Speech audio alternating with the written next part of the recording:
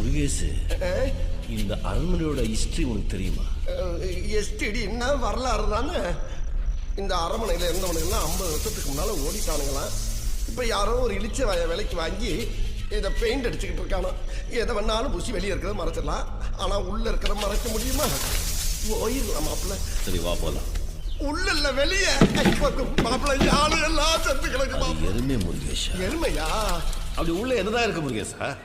ஏதோ பேய் இருக்கின்றானுங்க, பைத்தியக்காரங்க, பிசாசு இருக்கின்றானுங்க, பயந்தா குழி. அது போக 30 அடியில 30 வருஷமா பெரிய பாம்பு இருக்கின்றானுங்க.